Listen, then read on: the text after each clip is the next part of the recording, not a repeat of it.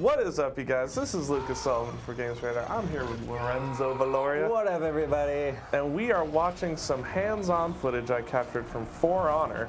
And I'm playing as the Orochi, doing a nice little taunt there. Game of the Year 2017. I'm super stoked for this game. So this is the first time I got to play as the Samurai Warriors. Yeah. And this Is this your first time playing it? No, it isn't.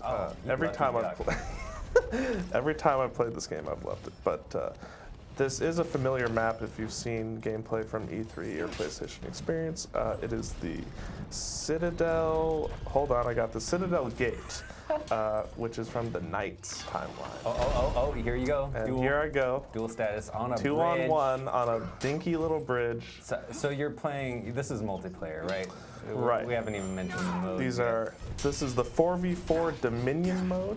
Okay. Where you have to capture 3 points. Pretty simple stuff. Okay, it looked like you got rocked, but you're not that damaged. Oh, now I'm you getting are. rocked. Now I'm you getting are. really rocked, buddy. and I decide I need to get out of here. Gotta bounce. I gotta bounce.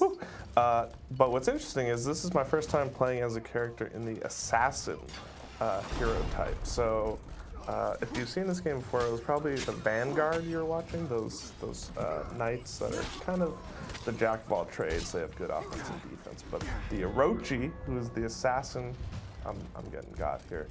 The assassin for the samurai, they basically are all about the offense, and they're very fragile.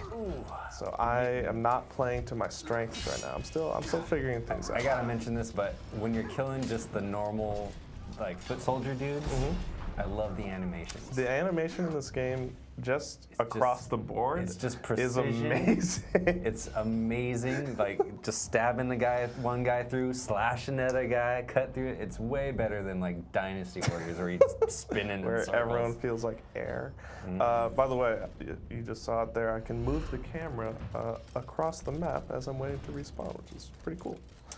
So what's up with the foot soldier guys? So the way they work is they just battle over the B point in the middle, and they're pretty much in a stalemate the whole time. So the only way to capture the point is to help them kill all the enemy units on the point. And that's what those guys are doing right there on the opposite side.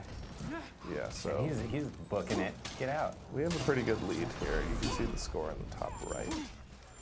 And the way to get points is obviously hold, capture points, get kills, or get very minimal points for killing the little grunts, AI grunts. The little dudes, the minions. Yeah, so there are a couple changes in this build of For Honor than the ones I played before. First off, you can revive. That's a new thing, surprisingly. So you see that person on the ground is eligible for a revive, but of course I don't know what I'm doing, so I let him die very painfully, I'm sorry to say. But I think I get a few revives. For a duel with this Viking man. Yeah, so it's interesting. You can have different warrior types, so there's the knights, the Vikings, and the samurai. They can fight on each other's teams, so you're not like locked into all samurai or all knights. Oh, great, so you don't have to go up with your buddies, like, pre-match and say, okay, we're gonna go samurai, guys. That's all, get your shit together. You could for thematic reasons, but no, you don't have to. So yeah, one really interesting thing about the Orochi is, I don't know if you'll be able to see it here, but when you're guarding, the little white arrow actually depletes. So what that means is I have to be guarding like basically right as I'm getting attacked, or it's not going to work. Ah, gotcha. And there's a nice little counter there. I want to show off the revenge meter, which is what I just activated there. And basically, that makes it so that if you're getting ganged up on in like a 2-on-1 or a 3-on-1 scenario, that bar, the revenge meter will fill up. And when it's full, you activate it, it knocks everyone back. Ooh. And you get extra offense and defensive properties. So it's a nice way to equalize an unfair fight. I'm sorry, what were you saying? I have absolutely no idea, but let's just keep on moving on. Power through. Power through. Let's power through. So I haven't actually used it because I'm so overwhelmed by the awesome animations. But you can see in the bottom left, I have 2 abilities unlocked. The first one is just a little AoE stun around me, which is good for getting in some key hits. And then there's also a smoke bomb, which maybe I use here, but I'm not entirely sure what it does. I think it just makes it so that the enemy NPCs get disoriented. This is the greatest. When I play this, I'm just gonna kill the minion guys. It's Just say, leave me alone, everybody. I'm only here to kill. So why don't you explain for those who haven't seen this yet, like how the guard system works, basically? Sure. So the way it works is you can attack or defend up, left, or right. And if you're holding the corresponding direction to an incoming attack, you'll block it automatically unless you're also attacking. So it's a super cool kind of rock, paper, scissors. Like, you want to match the opponent's attack and then quickly switch directions and come at them from an angle they're not expecting. And it doesn't look like the attacks are particularly slow or anything, so you're not really left hanging. There are light attacks and heavy attacks, and the heavy attacks, okay, so there I just revived someone, and they actually come back to life with full health, I believe, and that seems really strong. I'm not sure that's gonna make it in the final game. And another thing is, so you might have seen there are these red arrows that sometimes pop up. What that's showing is I'm getting attacked by someone I'm not locked onto, but that indicates their attack, and I can still block that even if I'm not locked onto them. So it's a really cool way for you to successfully block if I'm not So doing it's like here. Sixth Sense kind of. Yeah, you I can can block like a Jedi for a second. if I exactly. grab it, yeah. It's another way to make it so that you're not simply dead if it's, you know, an unfair fight. I think I'm getting revived. Yes, I am.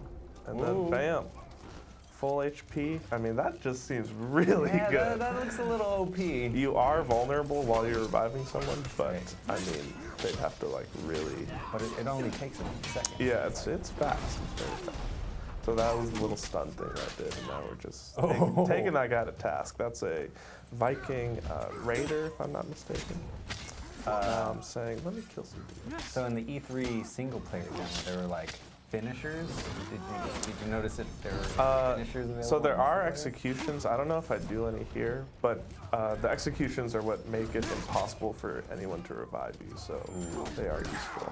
So you like chop their heads off and like, oh, I can't sew your head back on. One of the ones I did with a different samurai character was just put my blade right on the chest and then just shwook.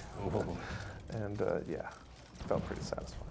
Yeah, how do the controls feel? Just like running around, swinging your sword. Really good. Moving around, how's It feels very heavy, and I mean that in a good way because you know you want sword combat to feel weighty. You're a guy in heavy armor. Or a lady in this case. Or a lady, yeah. But yeah, I really like everything. Feels really like there's an impact to all your hits, which is nice. So right now, I think like one of the teams like broke for a little bit, and what that means is you can instantly win. I think if you kill everyone, but if they capture a point, then that stops. Like they've come back, they've rallied. So that's a very. There's a lot going on here besides the sword slashing. But it looks like you guys are fighting over the B point. Yeah. We like that. Yeah. Because we all like killing the. I mean, did you feel like it was you have to capture them sequentially? Like, if I have A, I have to go get B in order to go get C, or you can run past that? Yeah, definitely not. That's what I tried at the opening of the match. It just didn't pan out. So here, I'm actually gonna turn tail, run away to heal up on. So any point that you own, your team owns, if you stand on it, you just heal up. Provided no one is contesting it, but this guy, he took it from us. Now I'm gonna maybe show him a lesson. You're in a I rough parried stitch. real nice there, but I am in a rough stitch. So there's a nice combat roll, kind of like Dark Souls. What isn't like Dark Souls these days? And then I use a smoke grenade, but to no effect because he just puts an axe to my face. So yeah. I mean, that's gonna happen if you're playing an Orochi. Sometimes you'll just get beaten down because you're better at assassinating people than, you know, chopping them up into little pieces head on. So the Orochi is the lighter kind of class, I guess. So did you play any of these heavier classes? Or is there a difference between? No, they weren't available in this build, but it's cool that every type, they're not classes per se, but every hero, let's say, has their own unique weapon and their own unique armor set. So it's not like they're carbon copies of each other. Right. And there's unique animations for every single hero as well. Which, I mean, these animations, woo! I love them to bits. So good. Yeah, I think they're all mocap. That's why they're so close. I honestly don't know what's happening to me here. I think I activated my ultimate ability, which is like a bloodlust, maybe. You really are just beating this guy down. Yeah, I'm going ham right now. There we go, and we closed it out. Woo! So that has been a quick look at just one match at For Honor. If you want to see more, go to gamesradar.com or check out our YouTube page. And thank you, Lorenzo, for enjoying this footage with me. Thank you, Lucas.